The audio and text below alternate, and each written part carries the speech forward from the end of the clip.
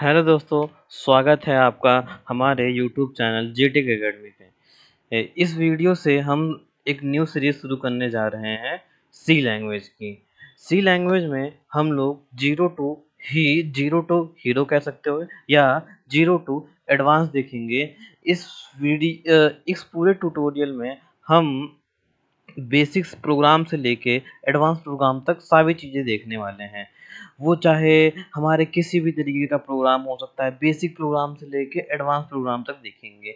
और ये किसी पर्टिकुलर बीसीए, बीटेक, डिप्लोमा इनके लिए नहीं है, सब पढ़ सकते हो, ठीक है। हमने इसमें फेसेस डिवाइड कर रखे हैं कि फेज़ 1 में हम लोग क्या पढ़ेंगे, फेज़ 2 में क्या पढ़ेंगे और फेज़ 3 में क्या पढ़ेंगे। एज़ लाइक सी प्रोग्रामिंग को हमने डिवाइड किया है 3 फेज़ रोड मैप में। 3 फेज़ रोड मैप में डिवाइड करने के कुछ बेनिफिट्स हैं, जैसे कि अगर हम 3 फेज़ में डिवाइड करते हैं, तो हमें ये पता चल सकेगा कि जब भी प्रैक्टिकल में बैठेंगे या जब भी हम इंटरव्यू में बैठेंगे या जब भी कोई प्रोग्राम आएगा, तो हम उसे आइडेंटिफ़ाई कर पाएँगे कि ये किस लेवल का प्रोग्राम है। तो सबसे पहले आपको स्क्रीन पे दिख ही रहा होगा कि कितने फेज़ है, फेज़ 1, फेज़ 2, फेज़ 3। 3 फेज़ है हमारे पास। 3 फेज़ में से जस्ट अ मिनट 3 फेज़ हैं। सबसे पहले फेज़ 1 को लेते हैं हम लोग। सबसे पहले फेज़ 1 की तरफ उससे चलते हैं, जो कि होगा बिगिनर लेवल में, ठीक है? इसका लेवल बिगिनर होगा। इसमें हमारा मेन फ़ोकस क्या होगा? इसमें हमारा मेन फ़ोकस होगा सिंटैक्स क्या होते हैं, लिखे कैसे जाते हैं, लॉजिक क्या होता है, बेसिक प्रोग्राम कैसे बनाए जाते हैं, ये सारी चीज़ें हम लोग सीखने वाले हैं, ठीक है?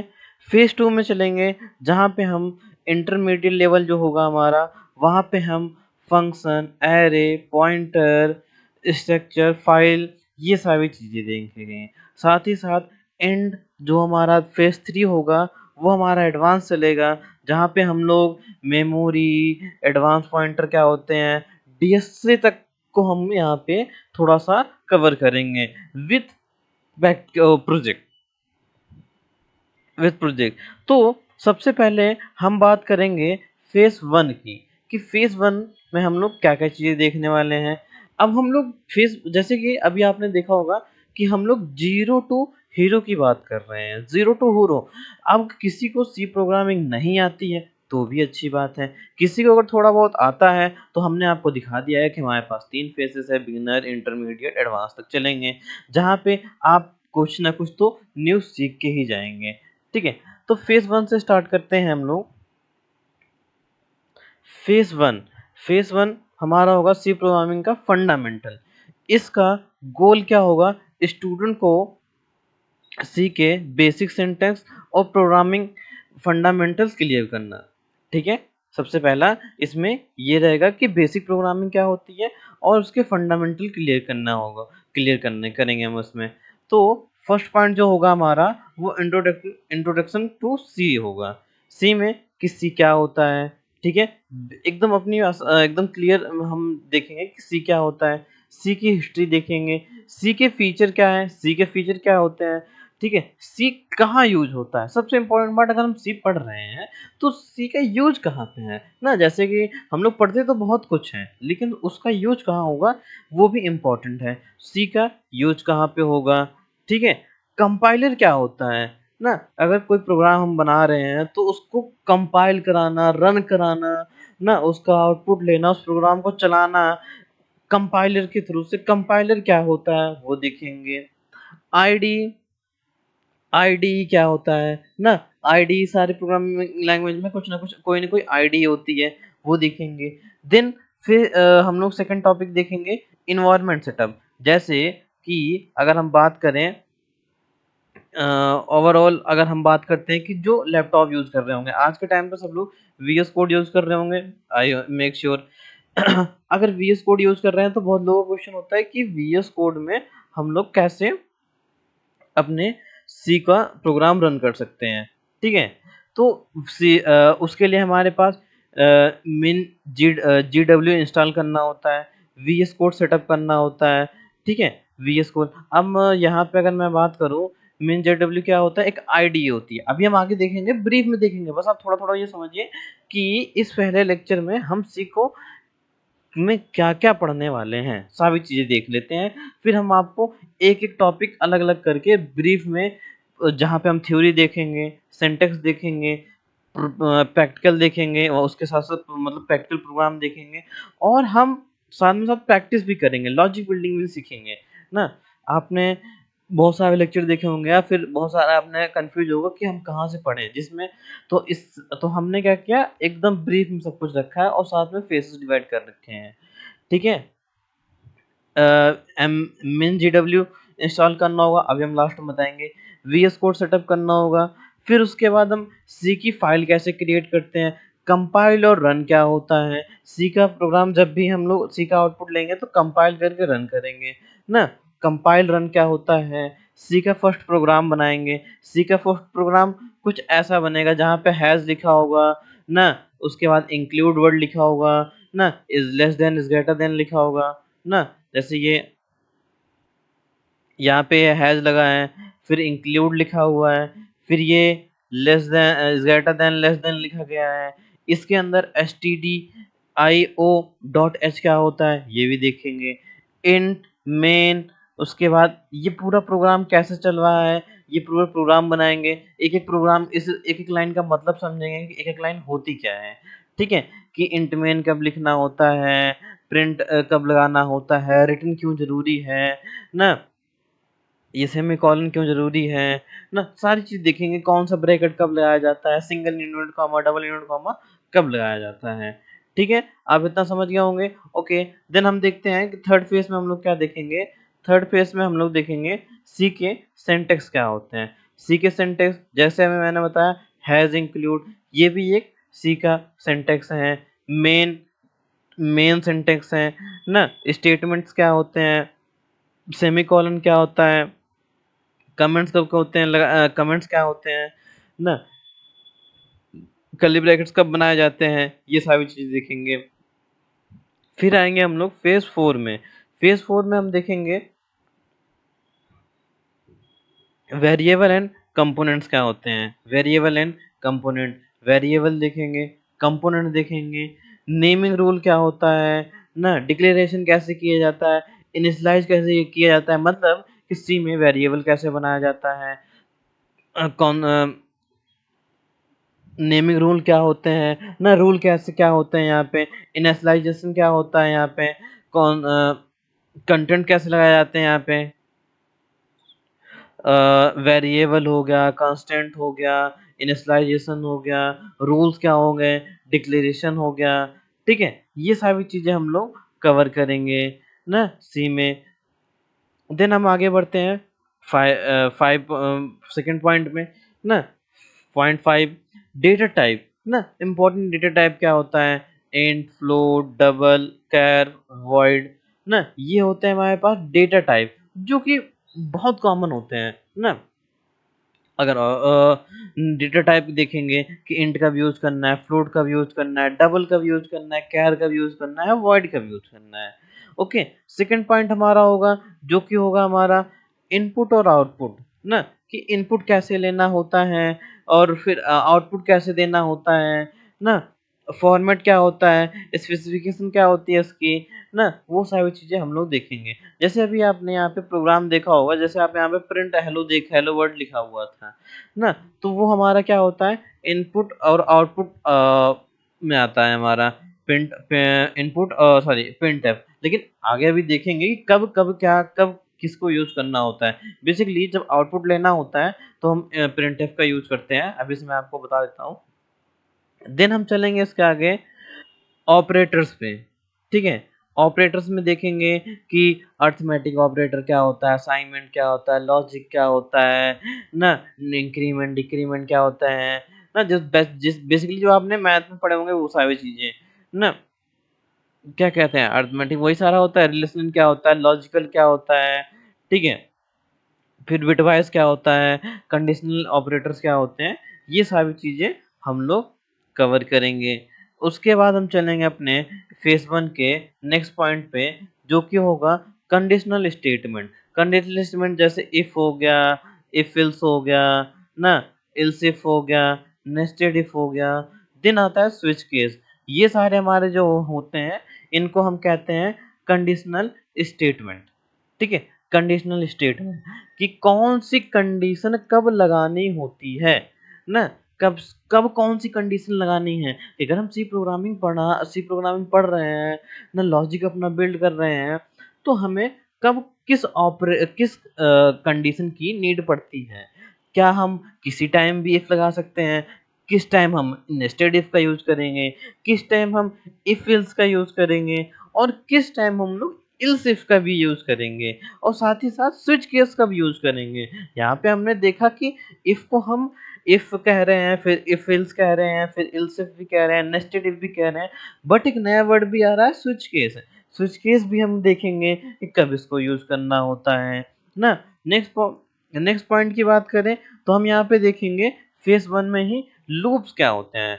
ठीक है, देखो ये एक बहुत ही बढ़िया फॉर्मेट है कि चीज़ों को हम डिवाइड कर करके देखें कि हमें अपना रोड मैप कैसे फॉलो करना है। आप कहीं से भी नहीं स्टार्ट करिए, एक रोड मैप पकड़ के चलिए। ठीक है, जैसे मैंने एक रोड मैप बना रखा है, अब हम चलेंगे लूप में। फेज 2 के 9th पॉइंट में हमारा है लूप कि फॉर क्या होता है, व्हाइल क्या होता है, फिर डू व्हाइल क्या होता है, नेस्टेड लूप क्या होता है ना। फिर इसके बाद इसमें ब्रेक एंड कंटिन्यू क्या होता है। मतलब कि ऐसे समझते हैं कि अगर कोई भी लूप चल रहा होगा, उसको हम कब ब्रेक करना चाहें, कब हम कंटिन्यू करना चाहें ना, ये सारी चीज़ें हम लोग देखेंगे। लूप का यूज क्यों करते हैं, लूप ही क्यों यूज करना है ना, लूप से प्रॉफिट क्या है, वो सारी चीज़ें हम लोग देखेंगे। फिर इसके बाद ये हमारे सारे पॉइंट होंगे बेसिक पॉइंट। इसके बाद हम लोग बेसिक प्रोग्राम देखेंगे ना, बेसिक प्रोग्राम एग्जांपल देखेंगे जहाँ पे हम इवन और ऑड नंबर निकालना देखेंगे। पॉइंट पोजिशनिंग क्या होती है ना, सॉरी, हाँ पोजिशनिंग क्या होती है ना, largest second number, third number, calculator कैसे बनाना है हमें ना, प्राइम नंबर कैसे निकालना है। मतलब इस तरीके से हम लोग सारे अपने बेसिक प्रोग्राम कवर करेंगे इन सब मेथड का यूज करके। तो ऑलमोस्ट हमारा यहाँ पे फेज 1 कंप्लीट होगा।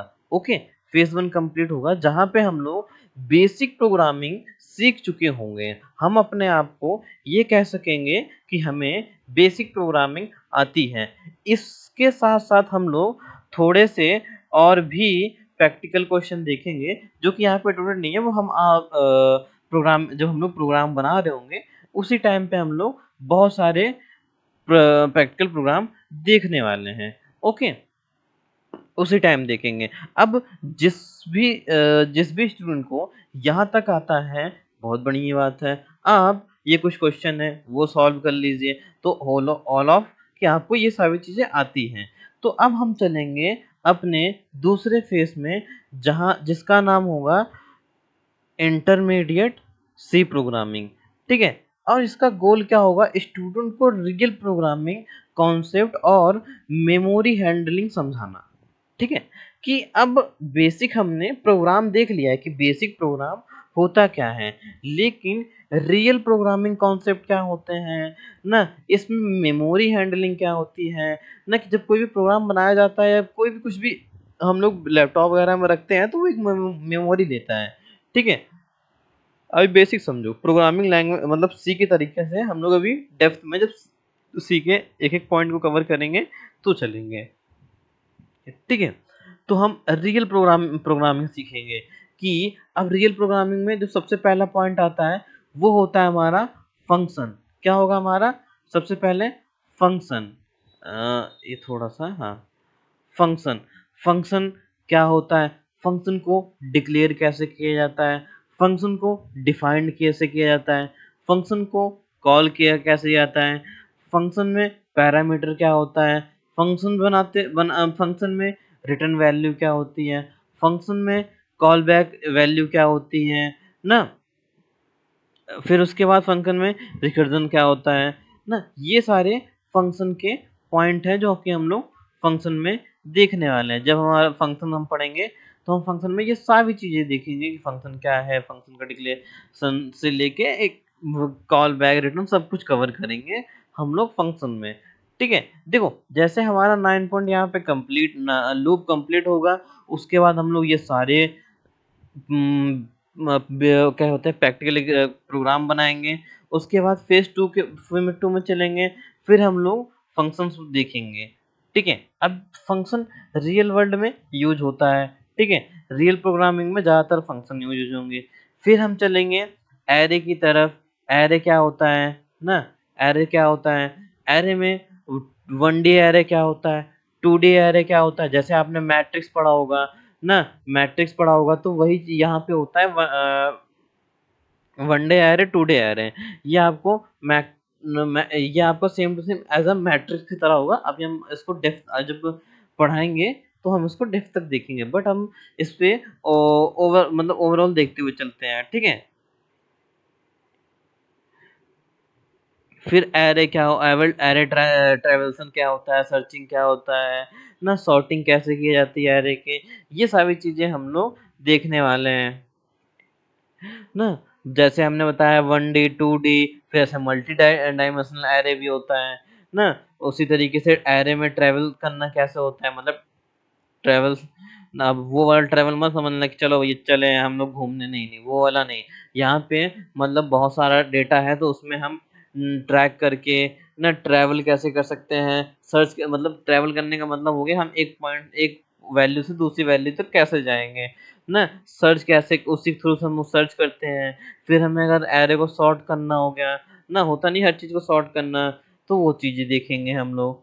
फिर आएगा, इसी पे ही हम लोग देखेंगे एक बेसिक प्रोग्राम। बहुत अच्छी बात होगी कि हम लोग यहाँ पे प्रोग्राम बनाएंगे जो कि बेसिकली आपके कह सकते हैं आपके प्रैक्टिकल एग्जाम में भी आ सकते हैं ना, या फिर हाँ एग्जाम में भी आ सकते हैं ना, और आपके प्लेसमेंट में भी पूछे जा सकते हैं ना। ये सारी चीज़ें आप मतलब इंटरमीडिएट तक पूछी जा सकती है। जैसे किसी ने कहा कि एरे में से फाइंड करो मैक्सिमम नंबर, बहुत क्वेश्चन आते हैं हमेशा ही पूछे जाते हैं ना। बिगिनर लेवल पे आपसे, बिगिनर टू इंटरमीडिएट लेवल पे हमेशा ही पूछे जाएंगे, क्योंकि एक्चुअल जो हमारा लॉजिक बिल्डिंग होता है वो यहीं से होता है ना, कि हम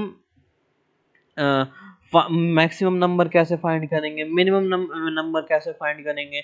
यूँ समझ लो कि जैसे आप किसी ऐसी कंपनी में काम कर रहे हैं एज अ अकाउंटेंट के, समझ लीजिए, तो वहाँ पे आपको कह दिया जाए भैया चलो कि मैक्सिमम सैलरी निकाल के दो ना, मिनिमम सैलरी निकाल के दो, तो वो सारी चीज़ें हम कैसे करते हैं सी में वो देखेंगे ना। सम ऑफ एरे देखेंगे कि बहुत सारे एरे हैं तो उसको हम सम करके कैसे देखेंगे ना। साथ में हम देखेंगे रिवर्स क्या होता है ना, लीनियर सर्च क्या होता है, बुलेट सॉर्ट क्या होता है, तो सॉरी बबल सॉर्ट क्या होता है, ये देखेंगे हम लोग। ओके, ये आपके बुक्स में भी है ये सारी चीज़ें, मतलब लीनियर सर्च, बबल सॉर्ट, ये सारी आपके, मतलब मैं बात करूं कि ये BTech, BCA, MCA, MTech, diploma ना, सब में ये सारी चीज़ें, अगर सी प्रोग्रामिंग है आपके सिलेबस में तो आपकी ये चीज़ें आनी ही आनी है, ऐसा कोई नहीं है कि नहीं आने वाली है। ठीक है, बट ये हो सकता है कि हाँ कुछ पॉइंट ना आए आपके, जैसे अभी हम बात कर रहे हैं कि जैसे इंटरमीडिएट तक तो सबका आने वाले हैं, लेकिन एडवांस तक हो सकते हैं कोई भी पॉइंट आप में ना हो बुक्स में, तो अच्छी बात है हम लोग एडवांस भी पढ़ सकते हैं ना। इसीलिए ये 0 to हीरो हमारा ट्यूटोरियल रहेगा। ठीक है, फिर उसके बाद करेंगे हम स्ट्रिंग ना। स्ट्रिंग क्या है, कैरेक्टर एरे क्या होता है ना, और उसके ये सारे फंक्शंस हैं, इन सब का कब यूज किया जाता है। जैसे स्ट्रिंग होता क्या है, जैसे स्ट्रिंग आप अब यूँ समझ लीजिए कि स्ट्रिंग होता क्या है। स्ट्रिंग में आप अगर पता है तो अच्छी बात है, नहीं पता है तो और अच्छी बात है। हम लोग उसको डेप्थ अभी जब ब्रीफ में पढ़ेंगे ना, प्रोग्राम मतलब थ्योरी के साथ साथ एक प्रैक्टिकल भी देखेंगे, प्लस उस पर 2-4 क्वेश्चन भी देखेंगे तो हमें और अच्छा से आएगा ना। इसके साथ साथ देखो, जब हम स्ट्रिंग पढ़ेंगे तो हम प्रैक्टिकल प्रोग्राम भी बनाने वाले हैं ना, कि हम रिवर्स स्ट्रिंग कैसे कर सकते हैं। अभी तक हम लोगों ने रिवर्स एरे सीखा था, अब हम लोग रिवर्स स्ट्रिंग कैसे करेंगे, पैलिंड्रोम स्ट्रिंग कैसे होता है ना, काउंट वैल्यू क्या होता है, काउंट कैरेक्टर्स क्या होते हैं, स्ट्रिंग कैसे मैनेज करते हैं, ये सारी चीज़ें हम लोग देखने वाले हैं। और बहुत ही इम्पोर्टेंट पॉइंट होता है आप सबके बुक्स में पॉइंटर, ना पॉइंटर, ये आपके बुक्स में होता ही होता है पॉइंटर, ना पॉइंटर। पॉइंटर कि पॉइंटर क्या होता है, एड्रेस ऑपरेटर क्या होता है ना। जैसे एड्रेस ऑपरेटर तो हमारा ये हो ही गया ना, एंड ऑपरेटर ये हमारा एड्रेस ऑपरेटर ही हो गया।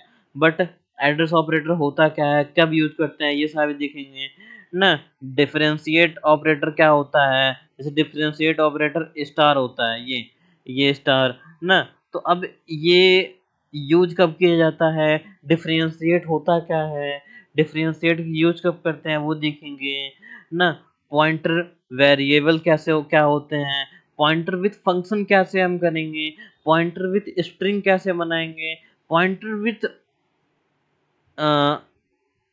अर्थमेटिक ऑपरेटर ना। पॉइंटर के साथ साथ हम अर्थमेटिक ऑपरेटर कैसे देखेंगे।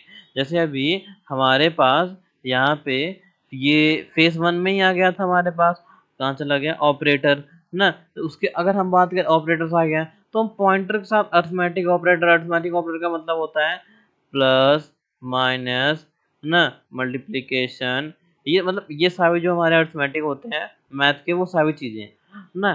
कि अर्थमेटिक ऑपरेटर कैसे यूज करना है हमें ना, यहाँ पे अर्थमेटिक ऑपरेटर कैसे यूज करना है, ये सारी चीजें हम लोग देखने वाले हैं पॉइंटर के साथ।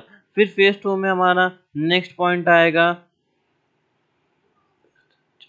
स्ट्रक्चर्स आएंगे ना। कि स्ट्रक्चर यहाँ पे स्ट्रक्चर बनाते कैसे हैं ना, स्ट्रक्चर का ये फंक्शन होता है, इसको यूज कब कैसे किया जाता है वो। फिर एरे ऑफ स्ट्रक्चर्स क्या होते हैं ना, नेस्टेड स्ट्रक्चर क्या होता है, स्ट्रक्चर के साथ फंक्शन देखने वाले हैं ना। ये सारी चीज देखने वाले। देखो स्टेक ऐसा नहीं कि हम कोई एक चीज अगर हम सीख रहे हैं जैसे पॉइंटर, तो सिर्फ और सिर्फ पॉइंटर ही सीखेंगे, नहीं। पॉइंट अगर जो चीज हमने पिछली पढ़ भी रखी है उसके साथ उसको यूज केस भी देखेंगे। अगर हमने इफ एल्स पढ़ा है तो इफ एल्स के साथ पॉइंटर कैसे वर्क करेगा, ये भी हम देखने वाले हैं। ठीक है, ये भी हम चीज देखेंगे यहाँ पे। उसके बाद फेज टू में हम बात करेंगे यहाँ पे नेक्स्ट पॉइंट की, यूनियन एंड इनम की। यूनियन क्या होता है, differentiate between structure and union क्या होता है ना। अब बात तो यहाँ पे यूनियन और इनम की हो रही थी, बट यहाँ पे स्ट्रक्चर कैसे आ गया वो भी आगे समझेंगे।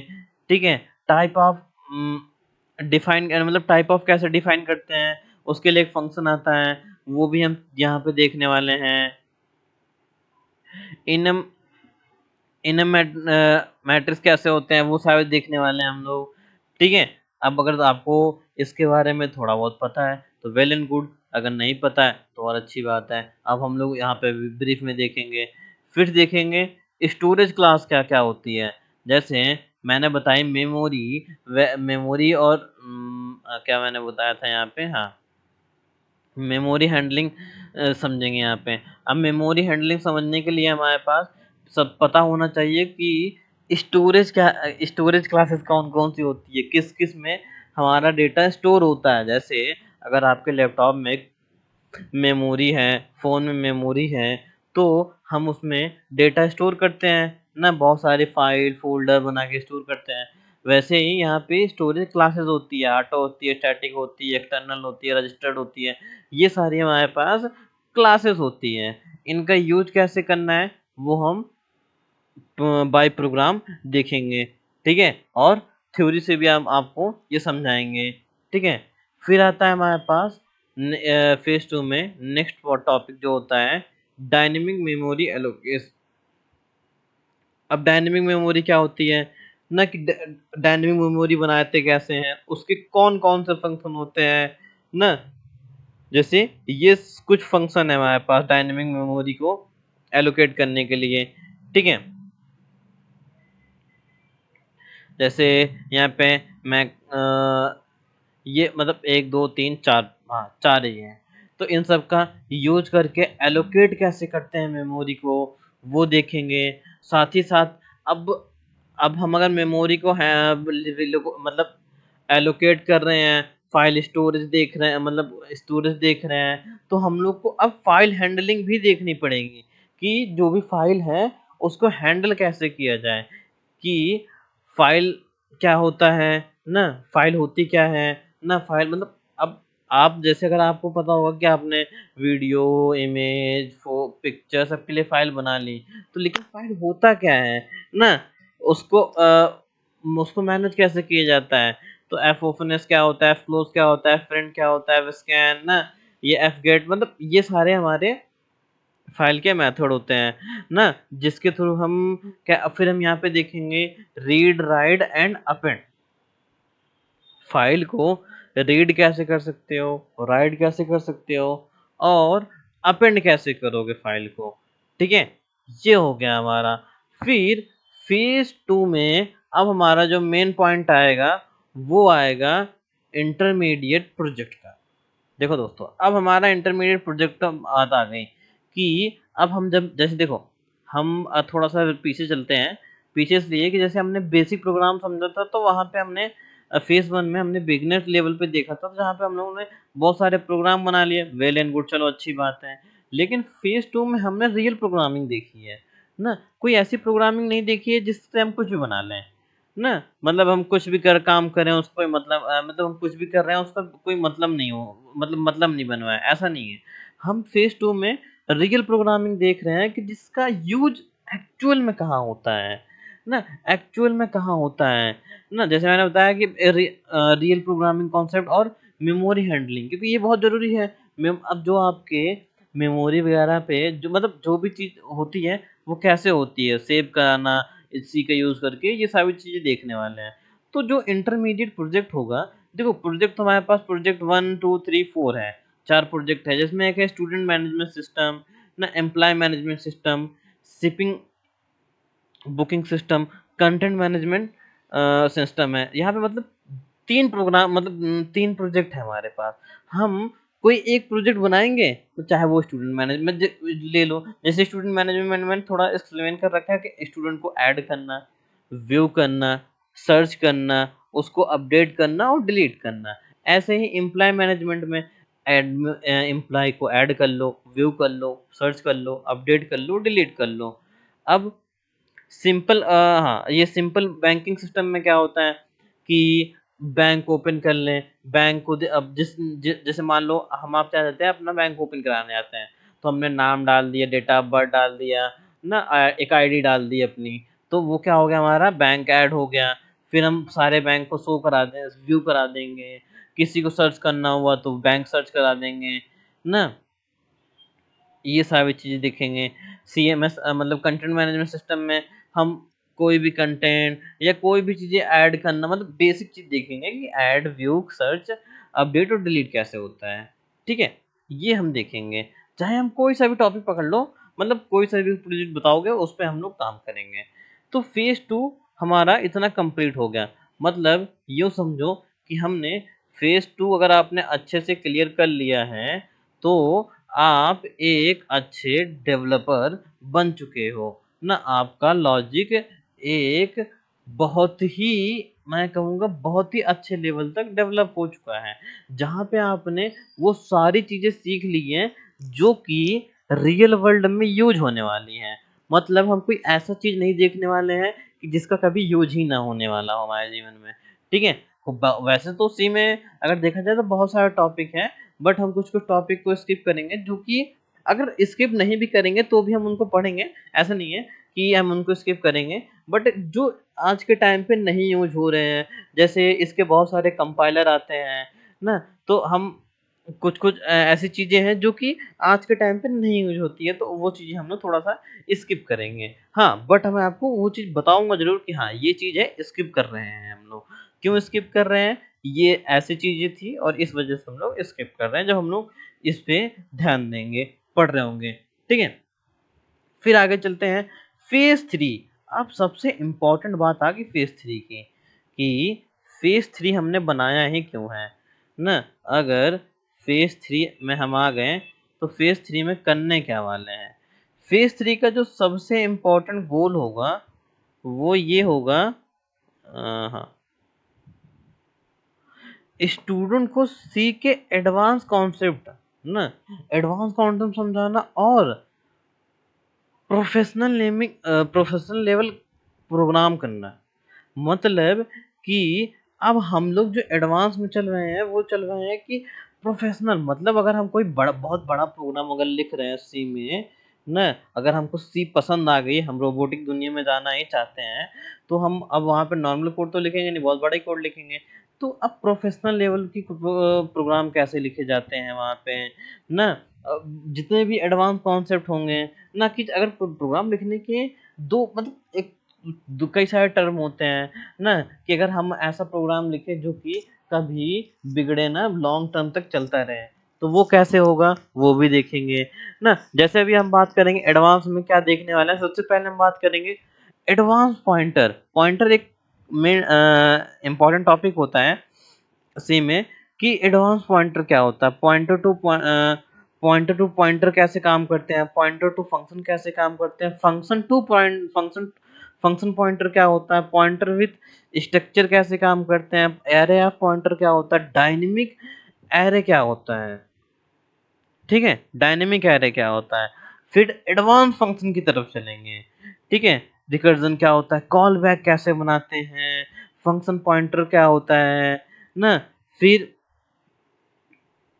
Passing function as a argument ना, कि अगर हम कोई फंक्शन पास करेंगे तो मतलब एज अ आर्ग्यूमेंट हम फंक्शन कैसे पास कर सकते हैं ना, आर्ग्यूमेंट क्या होता है वो भी हम आगे मतलब जब प्रोग्राम करने बनाने लगेंगे तो वो हम समझेंगे कि आर्ग्यूमेंट क्या होता है, पैरामीटर क्या होते हैं ना, फंक्शन कहाँ होते हैं, ये सारी चीजें हम लोग तीनों चीजें डिक्लेयर करके अच्छे से समझेंगे ना। कि अब इसका कहने का मतलब हो गया एडवांस फंक्शन में कि हम एज अ आर्ग्यूमेंट हम फंक्शन को कैसे पास कर सकते हैं, ठीक है।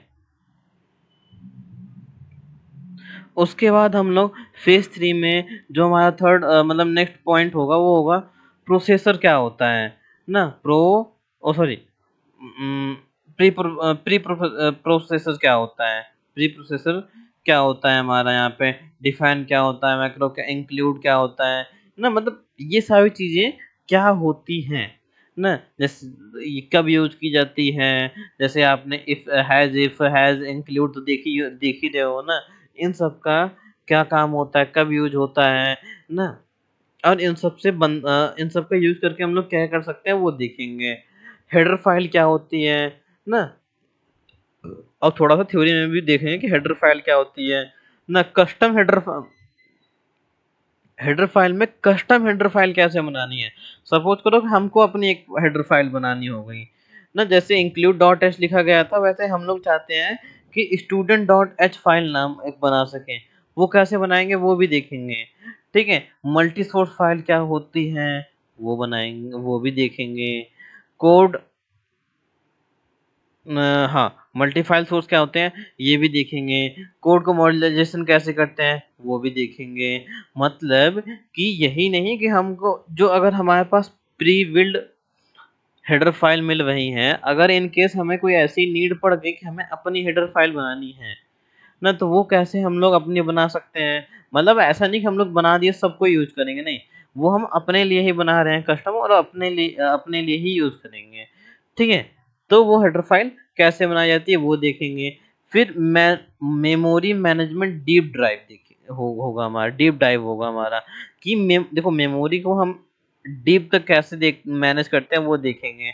स्टैक क्या होता है, एक क्या होता है स्टैक, मेमोरी क्या होती है, डायनेमिक मेमोरी क्या होती है, मेमोरी लीक क्या होता है ना, नल पॉइंटर क्या होता है, वॉइड पॉइंटर क्या होता है, मतलब ये सारी चीजें हम लोग देखने वाले हैं। उसके बाद इस फेज 3 में जो हमारा नेक्स्ट पॉइंट होगा वो होगा बिटवीन प्रोग्राम ना, बिटवीन प्रोग्राम कह लो, प्रोग्रामिंग कह लो, बिटवीन प्रोग्रामिंग की देखेंगे।